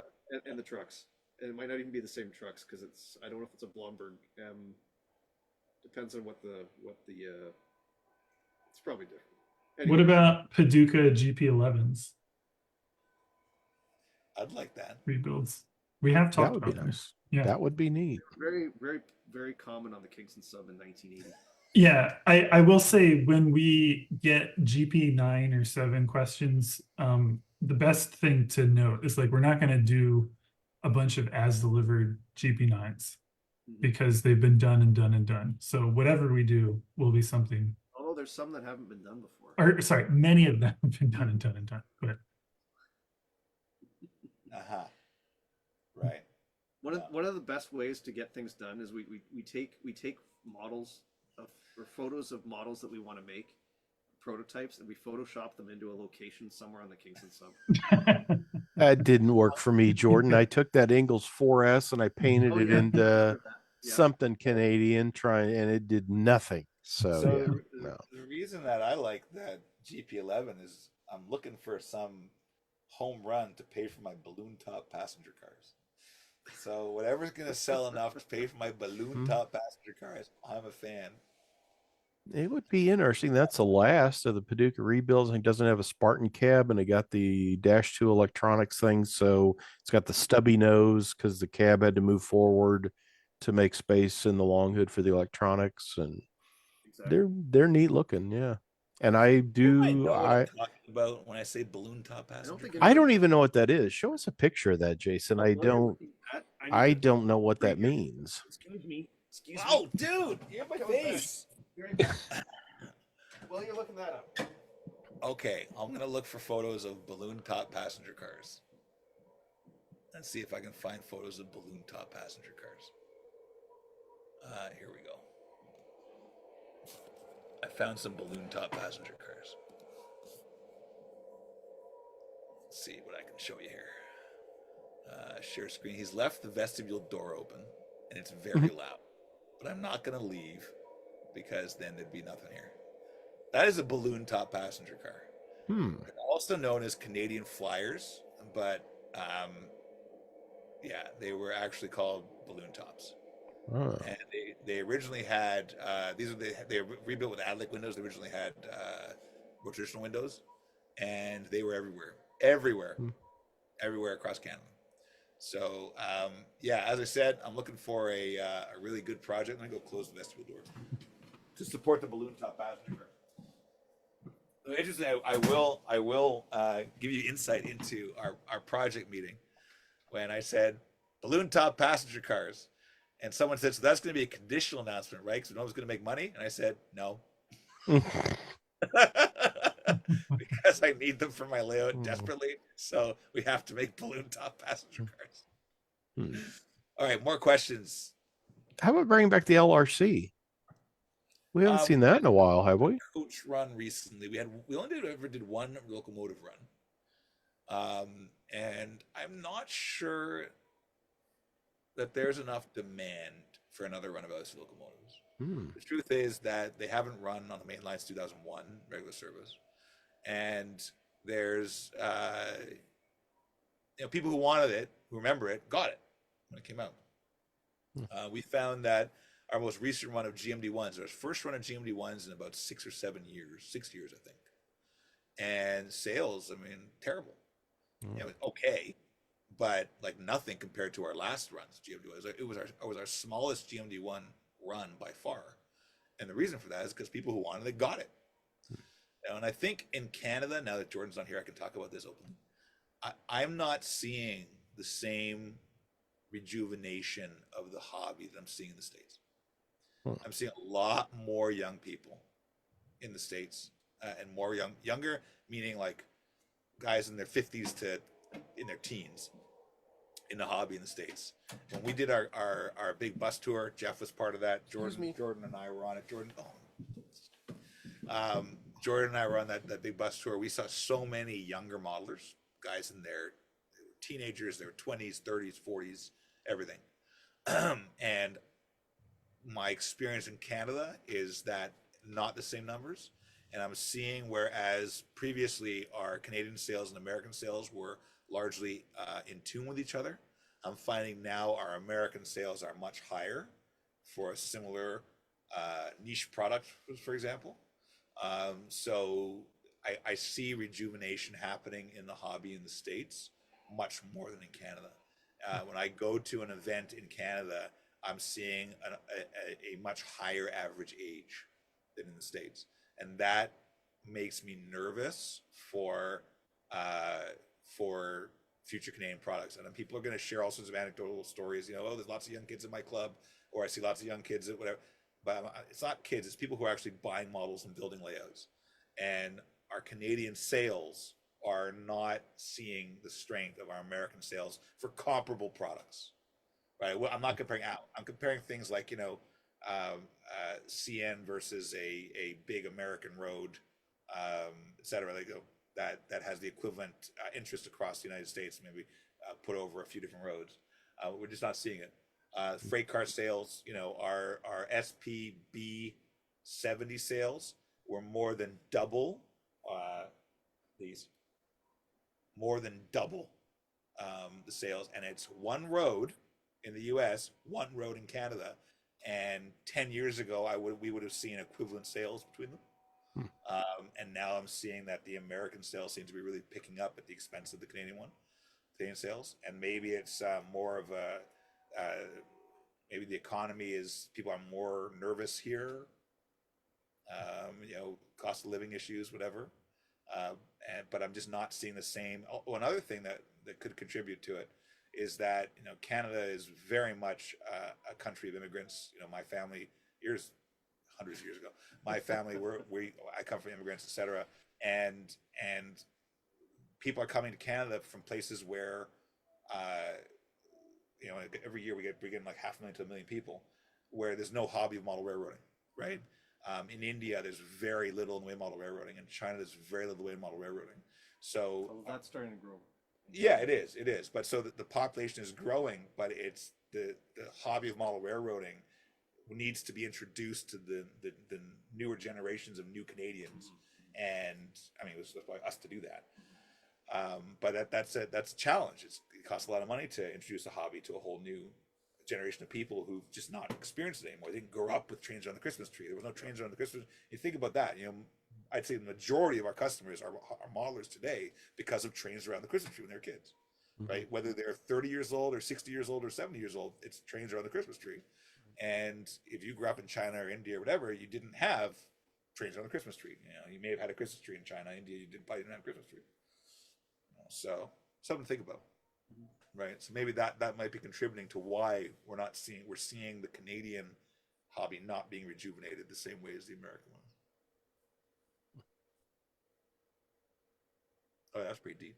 It was. Any other comments? Yeah. Questions? We have a lot of people asking for more LRCs and N-scale, or the N-scale LRC locomotive. Yeah, those are a possibility. We'd have to make it a conditional, but we could do that. Yeah. He told me no to HO on that, Jordan. So Well, win for you. It's also a question about any more plans for vehicles. I think So we've got the order deadline next month for our new run of New Look buses. We have the whole bunch of different versions of New Look buses in this run. But in terms of vehicles, there's a real challenge here, is that we need licensing here, and the European manufacturers don't. So when we calculated after our GM licensing fees and all the rigmarole we had to go through with GM and the legal stuff, we actually, despite selling a gazillion of those little Caprices, we lost money. So it's not worth, it's just not worth pursuing those licenses here. So we could do some generic vehicles, and we've talked about doing that. We may do that, but the licensed vehicles are a real headache. They're a huge headache. They have to, GM would have to, number one, they're getting royalty payments no matter what.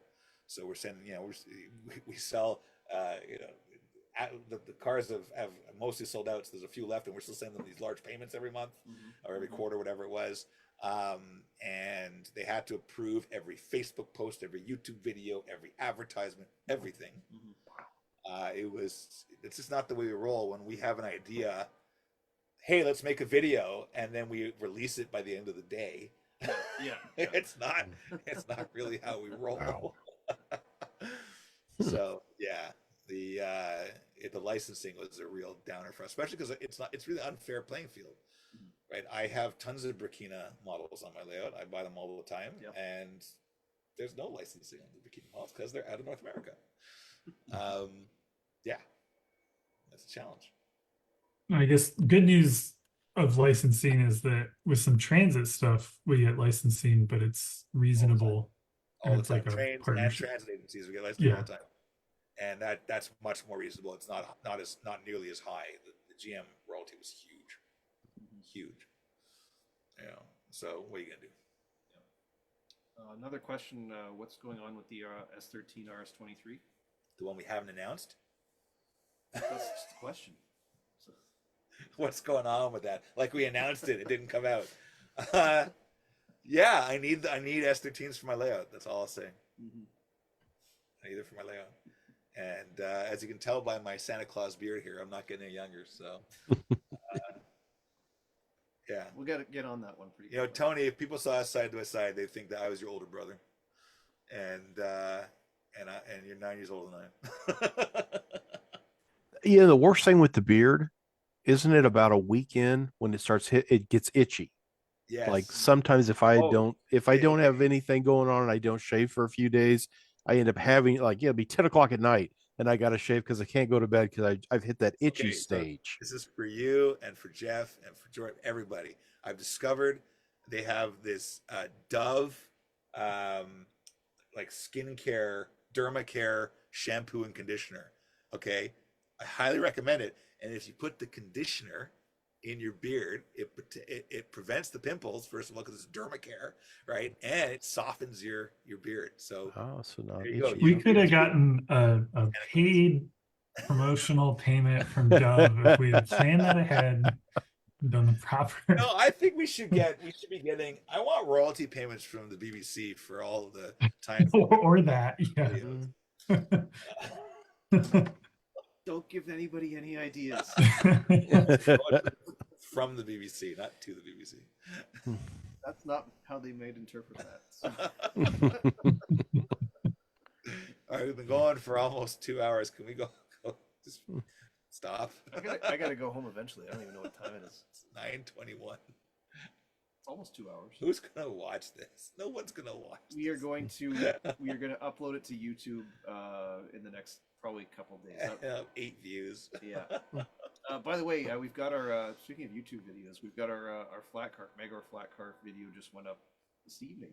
Yes. This afternoon. So that's out now, and then we'll repost this live stream on YouTube probably over the weekend.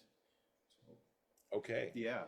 So all you people who are live, you're gonna be famous now because you're gonna be on our YouTube video. Exactly.